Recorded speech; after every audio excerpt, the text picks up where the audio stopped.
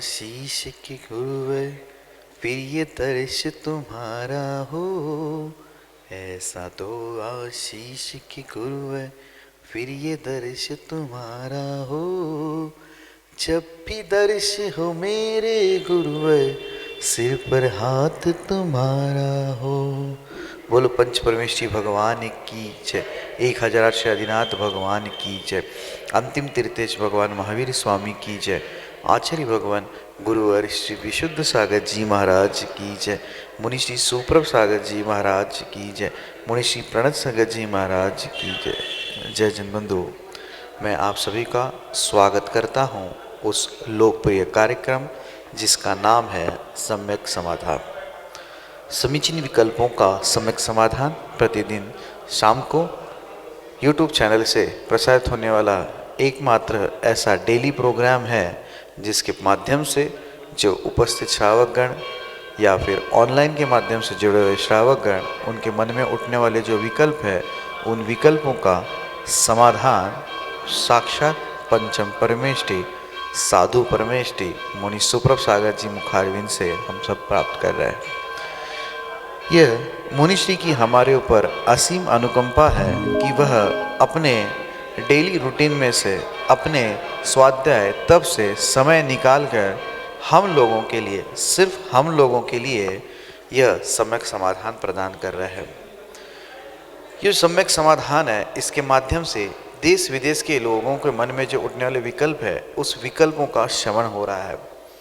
बहुत सारे लोगों के फ़ोन आते हैं कि भैया जी यह कार्यक्रम बहुत ही अच्छे तरीके से और जो मुनिश्री जो सम्यक समाधान देते हैं वह इतना डीप होता है, इतना डिटेल में होता है कि उसके अनुसंग से जितने भी क्वेश्चंस होते हैं उसका निराकरण एक ही क्वेश्चन के साथ होता है।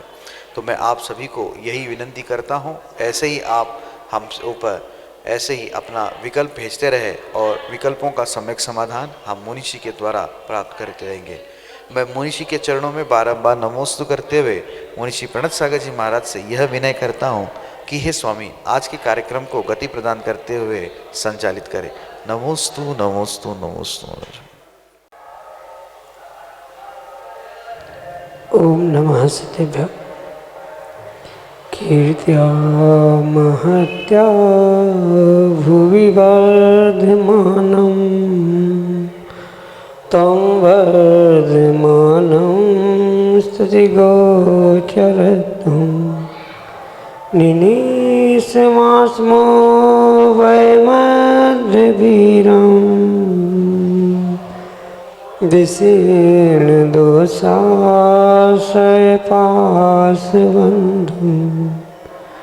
विशीर्णदोषाशयपाशबन्धुं।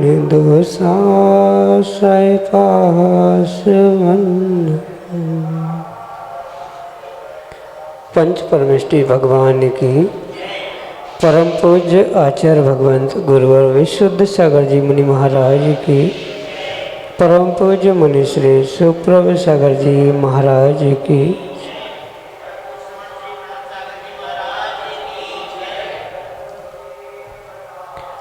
समीचीन विकल्पों का सम्यक समाधान।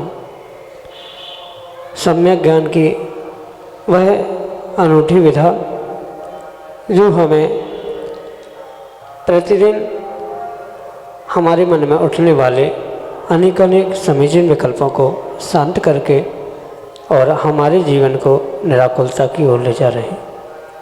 और वह अलौकिक विधा हम सभी परम पूज्य आचार्य भगवंत गुरुवर विशुद्ध सागर जी महाराज के मंगल सुभाषित से उन्हीं के सुयोग्य से परम पूज्य मुनिश्री सुप्रभ सागर जी महाराज के मुखारबिंद से प्रतिदिन प्राप्त कर रहे हैं। देश के विभिन्न प्रांतों से अनेक समीचीन विकल्प हमें यहाँ प्रतिदिन प्राप्त हो रहे हैं और परम पूज्य मुनिश्री आगम के परिप्रेक्ष्य में उनका हम सबको सम्यक समाधान प्रदान कर रहे हैं। प्रारंभ करते हैं आज का सम्यक समाधान और आज का पहला विकल्प आष्टा मध्य प्रदेश से डॉक्टर मगन जैन, श्रीमती चंदा जैन परम पूज्य मुनिश्री के चरणों में बारंबार नमोस्तु निवेदित करते हुए अपना समीचीन विकल्प रख रहे हैं कि महाराज जी जितने अंशों में सम्यक दर्शन है वहाँ बंध नहीं है, अस्तु सम्यक दृष्टि जीव के भोग उपभोग भी कर्म निद्रा के कारण हो सकते हैं। कैसे? हमारे समीचीन विकल्प का सम्यक समाधान करने की अनुकंपा करें। नमोस्तु महाराज जी, नमोस्तु। ओम नमः सितम। परम पूज्य आचार्य भगवान गुरुवर विशुद्ध सागर जी महाराज की, परम पूज्य मुनि श्री सुप्रभ सागर जी महाराज जी की। जो सम्यक दृष्टि जीव होता है वह परिपूर्ण रूप से अपने सम्यक श्रद्धान के निमित्त से विवेक ज्ञान से युक्त होता है, और जहाँ विवेक ज्ञान हुआ करता है वह परिपूर्ण रूप से प्रत्येक क्रिया में वह होने वाले आश्रव बंध को कम करने का प्रयास करता है। और जो ये आगम में आचार्य भगवंतों ने कहा है कि सम्यक दृष्टि जीव परिपूर्ण रूप से अपने विषय भोगते समय भी कर्मों के निर्जरा को प्राप्त होता है, वहाँ आचार्य भगवंत के अभिप्राय को बहुत अच्छे से समझने की आवश्यकता है।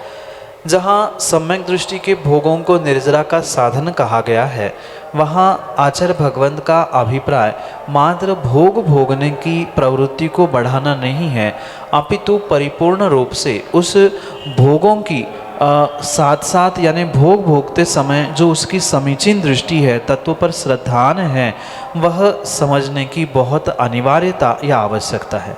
क्योंकि भोग भोगते समय कर्म का पाप का आश्रय होगा ही होगा, चाहे वह सम्यक दृष्टि हो मिथ्या दृष्टि हो। पर जब सम्यक दृष्टि जीव तत्वों पर श्रद्धान करते हुए भोग भोगेगा तो उसकी दृष्टि समीचीन रहेगी, उसका ज्ञान विवेक से युक्त रहेगा, उसकी क्रियाएं भी विवेक से युक्त रहेगी। इसलिए जैसे कि एनान सहनन दर्शनम तेनान सहनम बंधनम नास्ति, इस प्रकार का सूत्र देते हुए आचार्य अमृतचंद स्वामी ने अपने पुरुषार्थ सिद्धि उपाय ग्रंथ में यह स्पष्ट कहा है कि जितने अंशों में सम्यक दर्शन होता है उतने अंशों में किसी भी प्रकार का कर्म का आश्रय बंधन नहीं होता है। और जिस कारण से ये हमें तारतम्य बिठाने की आवश्यकता है कि जो सम्यक दृष्टि जीव भोगों के प्राप्त करते हुए भी निर्जरा को इन्हीं कारणों से प्राप्त होता है। अगर छोटा सा दृष्टांत हम समझे तो जैसे सम्यक दृष्टि जीव है तो वह कभी भी अभक्ष का सेवन नहीं करेगा, किसी भी प्रकार से जो मर्यादा भोजन के विषय में अन्य भोगों के विषय में आगम में आचार्य भगवंतों ने कही है, उस मर्यादा का ध्यान रखते हुए वह कार्य करेगा। क्योंकि श्रावक के लिए श्रावकाचार और मुनियों के लिए जो मूलाचार आदि आचरण ग्रंथ लिखे हैं वहाँ स्पष्ट रूप से दोनों के कर्तव्य आवश्यक आदि का व्याख्यान आचार्य भगवंतों ने किया। और जब भी सम्यक दृष्टि जीव कोई क्रिया करेगा, भोग भी भोगेगा, तो परिपूर्ण रूप से उन भोगों को भोगते समय उसकी दृष्टि अपने आत्मा के कल्याण के ऊपर सबसे अधिक रहेगी। इस कारण से वह क्रिया करते हुए भी परिपूर्ण रूप से विवेक से करेगा, ज्ञान का प्रयोग करेगा, और तत्वों पर श्रद्धान होने के निमित्त से भले ही वह भोग भोग रहा है, पर भोगों से भले ही उसे आश्रयबंध हुआ, पर जो तत्वों के प्रति श्रद्धान है, विवेक पूर्वक की गई क्रियाएं है, उसके निमित्त से वह कर्मों के निर्जरा करता है। पर कहने में यही आएगा कि सम्यक दृष्टि जीव भोग भोगते हुए कर्मों की निर्जरा करता है, पर भोग भोगने से वास्तविकता में निर्जरा नहीं हुई, वहाँ किंचित ईषद कर्म का आश्रय हुआ, पर जो विवेक पूर्वक क्रिया, श्रद्धान आदि के निमित्त से जो उसने प्रचुर मात्रा में कर्मों की निर्जरा की, वह दोनों का एक साथ जुड़ के अगर गणित किया जाए तो निर्जरा की मात्रा अधिक होने से ऐसा कहा जाता है कि सम्यक दृष्टि जीव भोग भोगते समय भी परिपूर्ण रूप से निर्जरा को प्राप्त होता है। जैसे किसी व्यक्ति ने 1 लाख का घाटा कर लिया और वही 5 लाख का प्रॉफिट हो गया, तो वह 2 बिजनेस से या 2 व्यापारों से उसको एक में लॉस एक में प्रॉफिट हुआ था, तो वहाँ पर ये समझने की आवश्यकता है 4 लाख का तो प्रॉफिट है ही, क्योंकि लॉस 1 ही लाख का था और 5 लाख का प्रॉफिट था। तो दोनों को जोड़कर अगर सच्चा निर्णय होगा या उसका कॉम्पेंसेट करते हुए हम रहस्य निकालेंगे तो वहाँ पर 1 लाख का नुकसान होने पर भी 4 लाख का प्रॉफिट अवश्य था। इसी प्रकार से जो सम्यक दर्शन के साथ जीव होता है, भोग भी भोगता है, तो उन भोगों के साथ जो कर्मों की निर्जरा हो रही है उसको एक साथ जोड़ते हुए आचार्य भगवान कहते हैं कि सम्यक दृष्टि भोग भोगते हुए निर्जरा को प्राप्त करता है। पर भोगों से नियम से कर्मों का आश्रयबंध होगा, पर उस भोग भोगते समय जो उसका विवेक था, उसका ज्ञान था, उसका श्रद्धान था, ये परिपूर्ण रूप से उसके लिए कर्मों की निर्जरा करने के लिए सहायभूत होता है। जैसे कि मुनिराजों की अपेक्षा से हम अगर समझे तो जो भोजन आप करते हो वही भोजन मुनिराज करते, पर उनका भोजन आहार कहलाता है और आपका भोजन भोजन कहलाता है। आप भोजन करोगे तो कोई भी दोषों को टालते हुए, जो कि मुनिराज 46 दोषों को टालते हुए, अंतराय मल आदि दोषों को टालते हुए आहार आदि ग्रहण करेंगे, वैसा सामान्य श्रावक नहीं करता। इसलिए भोजन करते हुए भी आप कर्मों के बंध आश्रयों को प्राप्त करोगे और वही मुनिराज कर्मों की निर्जरा को प्राप्त करेंगे। इसी प्रकार से सम्यक दृष्टि जीव क्रिया वही करेगा, वही भोग भोगेगा, पर भोग भोगते समय जो उसकी समीचीन दृष्टि है, उसका तत्व का निर्णय है, उसका जो विवेक ज्ञान है और विवेक रूप क्रिया है, उसके निमित्त से वह कर्मों की निर्जरा भी करेगा। तो कर्मों की निर्जरा अधिक और कर्मों का आश्रयबंध कम, तो इन दोनों का गणित अगर अंतिम रूप से हम करेंगे तो कर्मों के निर्जरा रूप फलीभूत होता है। इस कारण से वह सम्यक दृष्टि जीव को ऐसा कहा जाता है कि वह भोग भोगते समय भी कर्मों की निर्जरा करता है। ये मात्र उन दोनों के अभिप्रायों को, आचार्य भगवान के अभिप्राय को समझने की आवश्यकता है। जब तक अभिप्राय समझ में नहीं आएगा तब तक जीव भ्रमित हो सकता है। सम्यक दर्शन से निर्जरा परिपूर्ण रूप से नहीं है या भोग भोगने से निर्जरा नहीं है। सम्यक दर्शन की श्रद्धा में जो भोग भोगने की प्रवृत्ति विवेक पूर्वक क्रिया चल रही है, उसके निमित्त से ही वह जीव परिपूर्ण रूप से कर्मों की निर्जरा करता है। यहाँ आचार्यों के इसी अभिप्राय को समझने की आवश्यकता है, जो कि आपके लिए सम्यक समाधान से। संतोष जैन, गाड़ावाड़ा, मध्य प्रदेश से परम पूज्य मुनिश्री के चरणों में बारंबार नमोस्तु निवेदित करते हुए अपना समीचीन विकल्प रख रहे हैं कि महाराज जी, आदिनाथ भगवान के शरीर की ऊंचाई 450 धनुष थी, तो क्या उतनी ही ऊंचाई वहाँ की प्रजा की भी थी? हमारे समीचीन विकल्प का सम्यक समाधान करने की अनुकंपा करें। नमोस्तु महाराज जी, नमोस्तु। जो शरीर की अवगाहना तीर्थंकर भगवान आदि के निमित्त से कही जाती है, वह उस काल का एक स्टैंडर्ड प्रमाण, एक अधिकृत प्रमाण रूप स्वीकार किया गया।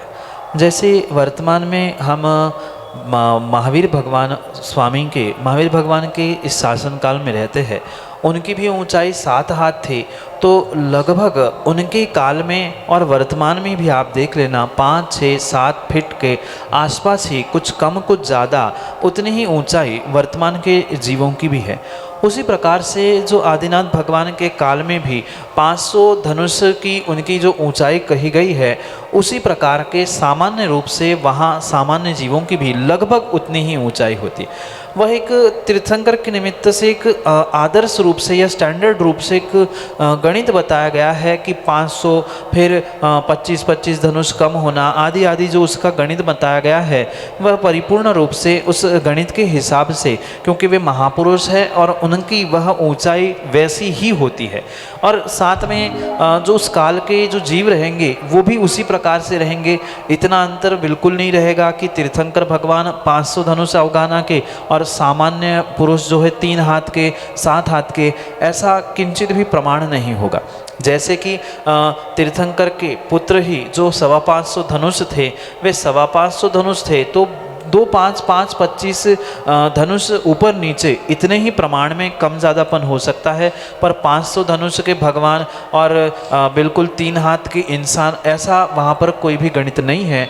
जैसे वर्तमान के भी परिप्रेक्ष्य में हम समझे कि 7 हाथ के 7 फीट के लगभग तीर्थंकर महावीर भगवान थे, तो वर्तमान के काल में भी जो उसका क्रम कम होते होते आया है, तात्कालिक अवस्था में यानी जब महावीर भगवान थे तब लगभग 6.5, 7, 7.5 हाथ के ही इंसान थे। अब वह काल का क्षय, वह हुंडावसर्पणी काल और ये अवसर्पणी काल में जैसे आयु है, ऊंचाई है, धीरे धीरे कम होती जाती है, उसी क्रम से ये ऊंचाई कम हुई है।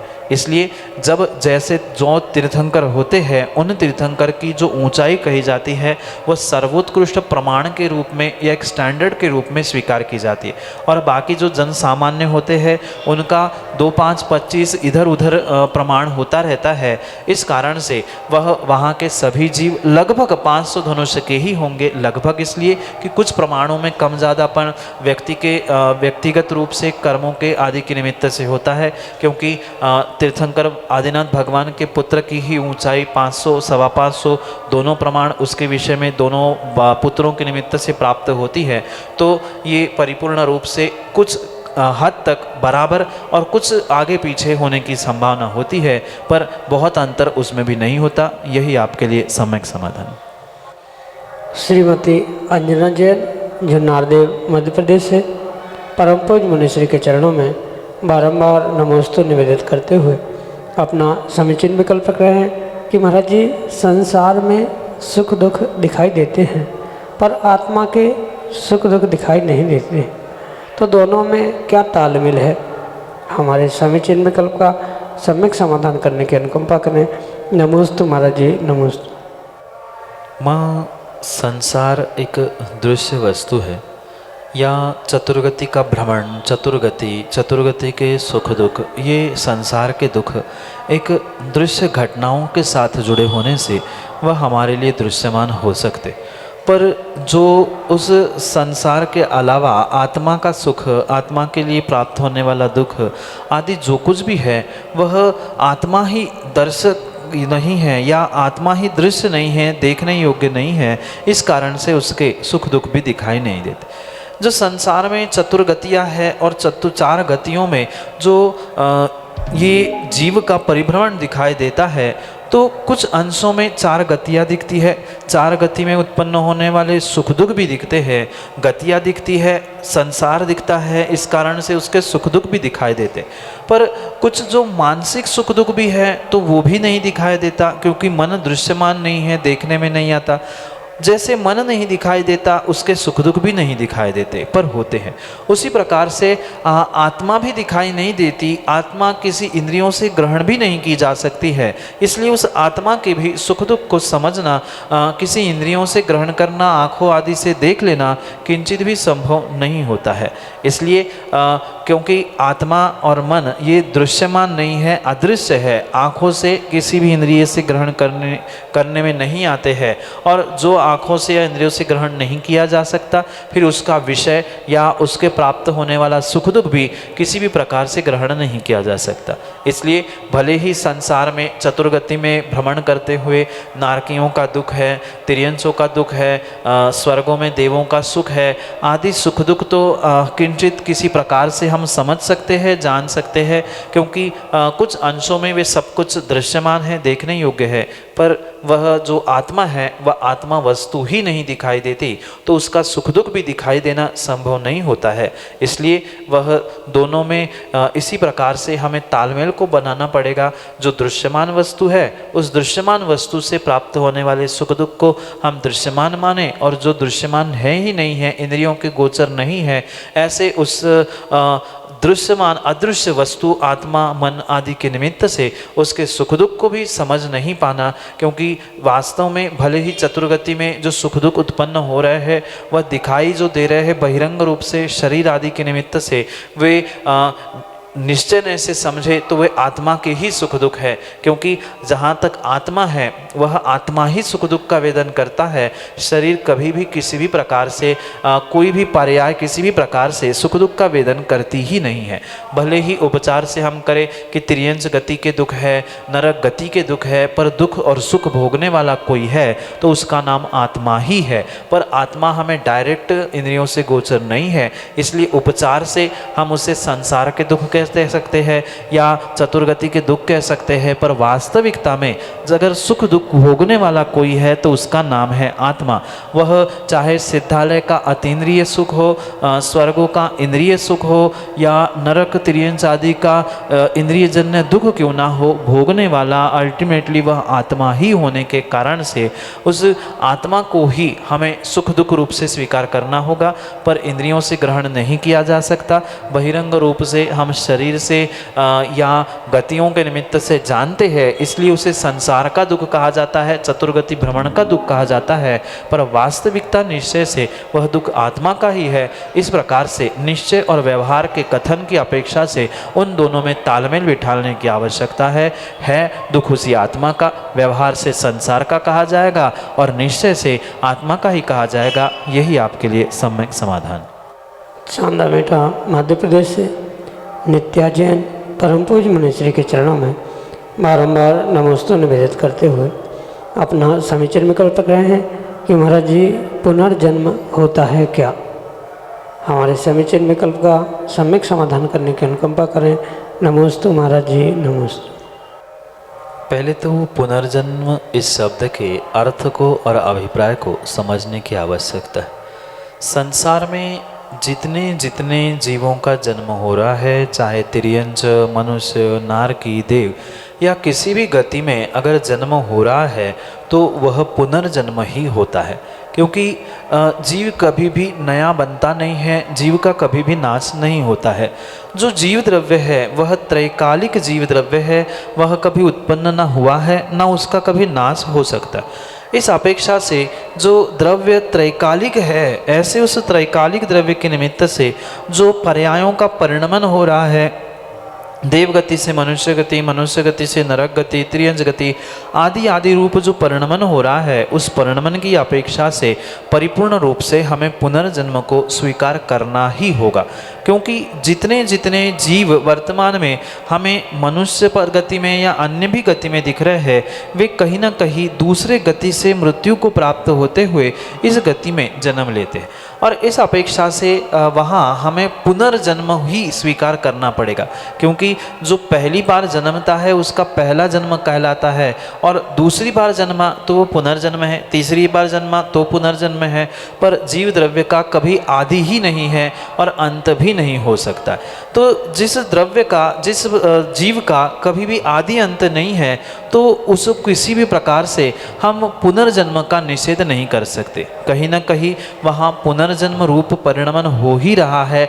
मनुष्य पर्याय नष्ट हुई तो त्रियंच पर्याय मिल गई, त्रियंच पर्याय नष्ट हुई तो नारकी पर्याय मिल गई, वो नष्ट हो गई तो कोई ना कोई पर्याय में जन्म लेना ही किसी प्रकार से आचार्य भगवंतों ने पुनर्जन्म रूप कहा है।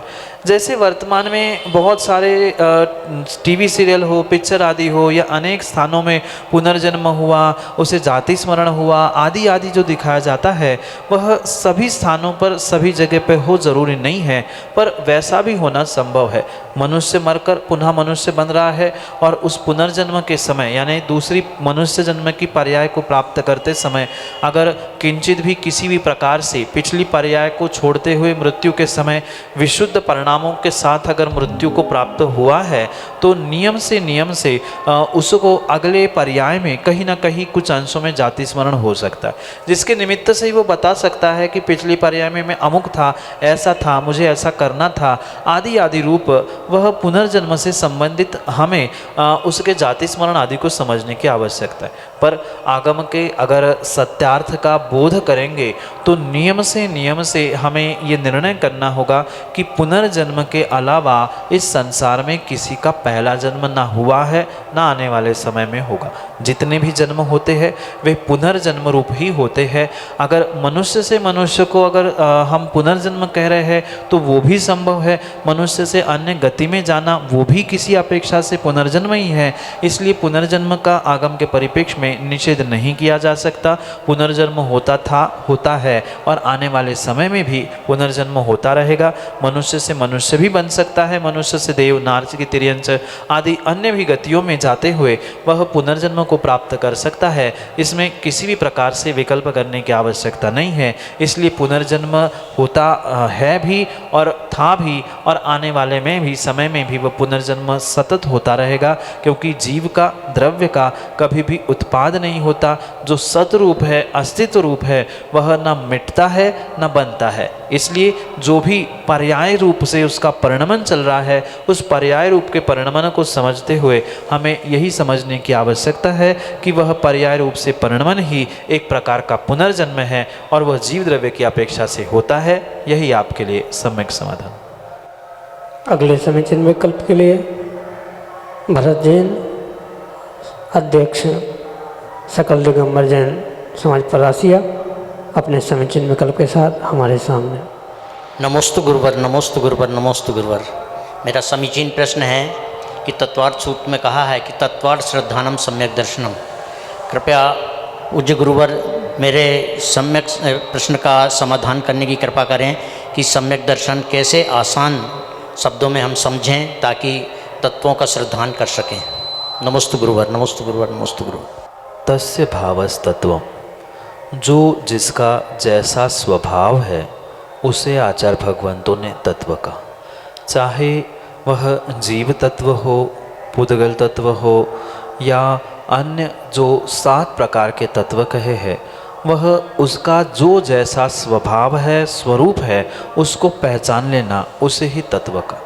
और जो उमा स्वामी भगवान ने तत्वार्थ श्रद्धानम इस प्रकार का सूत्र देते हुए कहा है, तो वहाँ एक और विशेष बात समझने योग्य है। तत्व और अर्थ यानी 2 शब्दों को मिलकर वह तत्वार्थ शब्द बना है। मात्र तत्वों का श्रद्धान नहीं कहा है, पर जो प्रयोजनभूत तत्व है उन्हें तत्वार्थ रूप स्वीकार किया गया।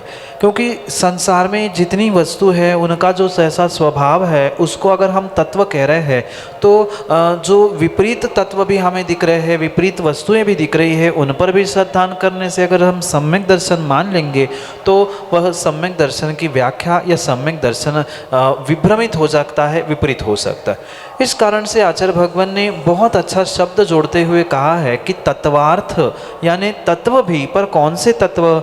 जो हमारे लिए मोक्ष मार्ग के लिए प्रयोजनभूत है, ऐसे उन 7 ही तत्वों पर श्रद्धान करना ही सम्यक दर्शन का। क्योंकि जो तत्व है सभी संप्रदायों ने, सभी दर्शनों ने अनेक अनेक प्रकार से माने हैं। किसी ने 2, किसी ने 16, किसी ने 25, ऐसे अनेक तत्वों की व्याख्या या तत्वों की संख्या अनेक भारतीय दर्शन आदि के निमित्त से प्राप्त होती।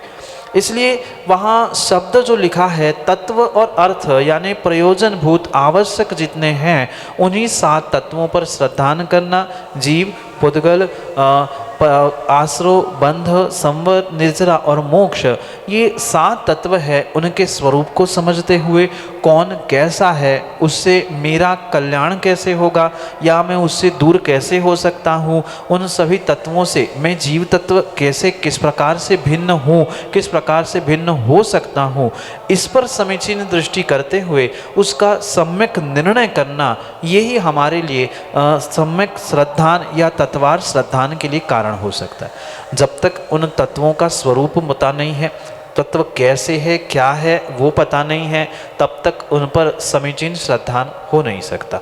श्रद्धान का अर्थ होता है विश्वास करना, जो जैसा स्वरूप है वैसा उसको जानते हुए उस पर वैसा ही विश्वास करना। हाँ, जीव द्रव्य है, जीव तत्व है, वह चेतना गुण से युक्त होता है। जो पुद्गल है स्पर्श, रस, गंध, वर्ण इससे युक्त होता है। कर्मों के आने को आश्रव कहा है। आदि आदि रूप जो उसका स्वरूप है, उसका निर्णय और निर्णय के उपरांत उस पर विश्वास होना, उस पर श्रद्धान होना, उसको ही आचार्य भगवान ने सम्यक दर्शन का। इसलिए सम्यक दर्शन के पहले, तत्वों के श्रद्धान के पहले तत्वों का निर्णय परम आवश्यक है, और वह तत्वों का निर्णय ही उसके स्वरूप को समझने के लिए कार्यकारी। जैसे जीव द्रव्य है, मात्र कागज पे लिखे हुए जीव द्रव्य से नहीं, अपितु अपने स्वयं जीव द्रव्य पे जो हमारे साथ और भी जीव द्रव्य रहते हैं, उन सभी जीव द्रव्य को चेतना गुण से युक्त मानना। मुझे दुख होता है तो उनको भी दुख होता है, मुझे कुछ अच्छा लगता है तो उनको भी कुछ अच्छा लगता होगा। ऐसा समीचीन निर्णय करते हुए जो उस जीव द्रव्य को हम समझ रहे हैं, मान रहे हैं और उस पर विश्वास कर रहे हैं। हाँ, आगम में जीव द्रव्य के बारे में, मैं जीव द्रव्य हूँ तो ये भी जीव द्रव्य है, तो उनके बारे में ऐसा ऐसा लिखा है तो ऐसा ही उसका स्वरूप है, ये तत्वों का निर्णय हुआ। और जैसे ही निर्णय हुआ, निर्णय होने के बाद हाँ ऐसा ही है, अन्यथा नहीं है, अन्य नहीं है, इस प्रकार का जो पक्का श्रद्धान है, मजबूती के साथ जो विश्वास है, उसी को ही आचार्य भगवान ने सम्यक दर्शन कहा है। और ये सामान्य शब्दों में सम्यक दर्शन को हम इसी प्रकार से समझ सकते हैं कि जो जैसी वस्तु है और मुख्यतः से 7 प्रकार की, जीव, अजीव, आश्रव बंध आदि रूप से जितनी कही गई है उतने ही वह वैसा ही उसका स्वरूप है। ये निर्णय के साथ जो उसके प्रति विश्वास है, श्रद्धान है, यही तत्वों का प्रयोजनभूत या प्रयोजनभूत तत्वों का श्रद्धान विश्वास ही आचार्य भगवत ने परिपूर्ण रूप से सम्यक दर्शन रूप स्वीकार किया गया है। इसलिए ये सम्यक दर्शन की मुख्यता से ये सब कुछ व्याख्यान हमें तत्व का अर्थ, प्रयोजनभूत तत्व और उन पर विश्वास, उनका निर्णय, इस अपेक्षा से सामान्य परिभाषा से समझने की आवश्यकता है। विस्तार से बहुत कुछ कहने जैसा और समझने जैसा है, पर संक्षेप से सामान्य भाषा में प्रयोजनभूत जो 7 तत्व है जीव आदि, उनको अपने स्वरूप से निर्णय करते हुए उस पर भगवान की वाणी में ऐसा खिरा है, वो ऐसा ही है, अन्य नहीं है, अन्यथा नहीं है, ऐसा निर्णय करते हुए जो विश्वास श्रद्धान है वही सम्यक दर्शन है, जो कि आपके लिए सम्यक समाधान से। श्रीमती रानी जैन, परासिया, मध्य प्रदेश से अगले समीचीन विकल्प के लिए हमारे सामने। दुई मुनिराज के चरणों में त्रिबार नमोस्तु नमोस्तु नमोस्तु। हे मुनिश्री, मेरी जिज्ञासा है कि पुद्गल की वर्णनाएं कितने प्रकार की होती हैं। मेरी जिज्ञासा का सम्यक समाधान कीजिए। नमोस्तु महाराज जी। आगम के परिप्रेक्ष्य में आचार्य भगवंतों ने 23 प्रकार की वर्गणाओं का व्याख्यान किया है और उन 23 प्रकार की वर्गणाओं को मात्र मुख्यता से उनके भेदों को समझाते हुए उनको कैटेगराइज किया है। अगर सूक्ष्मता से देखें और विस्तार से देखें तो अनेक प्रकार की इस ब्रह्मांड में वर्गणाएं होती है, जिनको आचार्य भगवंतों ने 23 प्रकार की वर्गणाओं में भेदों में विभाजित करने का या संग्रहित करने का प्रयास किया है। और उन 23 प्रकार की पुद्गल वर्गणाओं में से जीव मात्र और मात्र 5 प्रकार की पुद्गल वर्गणाओं को ही ग्रहण कर सकता है। अन्य उन पुद्गल वर्गणाओं को, फ्रीक्वेंसियों को जीव द्रव्य समझ भी नहीं पाता और ग्रहण भी नहीं कर पाता। इस अपेक्षा से उन 5 वर्गणाओं को अगर हम समझें तो जीव के लिए ग्राह्य रूप वह 5 ही वर्गणाएं हैं, और प्रकार से उसका विस्तार समझे तो 23 प्रकार की कुल वर्गणाएं हैं, और उसको विस्तार से समझे तो अनेक प्रकार की वर्गणाएं हैं। पर सामान्य रूप से उन 23 वर्गणाओं में से 5 वर्गणाएं जो जीव द्रव्य के ग्रहण करने योग्य कहलाती है, उतना ही उसके निमित्त से आगम ग्रंथों में व्याख्यान मिलता है। शेष प्रत्येक वर्गणा के विषय में और उन 5 वर्गणा के विषय में जो ग्रहण करने योग्य है उसका और भी विस्तार से व्याख्यान प्राप्त होता है। पर वर्गणाओं की संख्या की अपेक्षा से आपका प्रश्न था, तो 23 वर्गणा कुल और 5 वर्गणा ग्रहण करने योग्य है, यही आपके लिए सम्यक समाधान। जय जन बंधु, आप हम सभी लाभ ले रहे थे लोकप्रिय कार्यक्रम समीचीन विकल्पों का सम्यक समाधान का। प्रतिदिन यह कार्यक्रम 5:13 पे सुप्रभुवाच इस YouTube चैनल के माध्यम से प्रसारित होता है। YouTube पे जाइए, वहाँ पे सुप्रभुवाच सर्च करिए एवं सुप्रभुवाच चैनल को सब्सक्राइब करें एवं उसका जो बेल आइकन है उस पर क्लिक करें, ताकि आपको चैनल के द्वारा जो भी वीडियो अपलोड होता है उसका नोटिफिकेशन आपको प्राप्त हो। अगर आप इस सोच रहे हैं कि कैसे हम अपने विकल्प मुनिषि तक पहुँचाएँ, सिंपल सी चीज़ है। व्हाट्सएप का नंबर 8707548811। यह नंबर है 8707548811। नीचे पट्टी पे स्क्रॉल पे भी चल रहा है, आप उसके माध्यम से अपने विकल्प हम तक पहुंचा सकते हैं। व्हाट्सएप के द्वारा आप टेक्स्ट मैसेज, ऑडियो मैसेज या अपना विकल्प कागज पे लिख के फोटो के द्वारा हम तक पहुंचा सकते हैं। विकल्पों को एकत्रित करके मुनिषि के तक पहुंचाए जाएंगे एवं मुनिषि के मुखारविंद से हम सम्यक समाधान प्राप्त करेंगे। सम्यक.समाधान@gmail.com यह जीमेल की आईडी है। आप अगर जीमेल के उपभोक्ता है, आप ईमेल के उपभोक्ता है, तो आप जीमेल के माध्यम से अपने विकल्प हम तक पहुंचा सकते हैं। मुनिषि के प्रवचन प्रतिदिन शाम को 7:40 पे जिनवा टीवी के माध्यम से प्रसारित होते हैं। और अभी अद्भुत विषय रत्नमाला ग्रंथ जो शिवकोटि महाराज स्वामी रचित, आज तक इस ग्रंथ पे ऐसी भव्य वाचना नहीं हुई थी। ऐसी वाचना मुनिषि के सानिध्य में विगत चातुर्मास में हुई। उस कार्यक्रम के अंश, उस प्रवचन के अंश आप शाम को 7:40 पे जिनवा टीवी के माध्यम से सुन सकते हैं और घर बैठे ही स्वाध्याय कर सकते हैं। मैं आज इतना ही। आगे और ऐसे ही हम प्रोग्राम आप तक पहुंचाते रहेंगे। तब तक के लिए सभी के लिए जय जिनेंद्र मुनिषी के चरणों में तिवार बार नमोस्तु।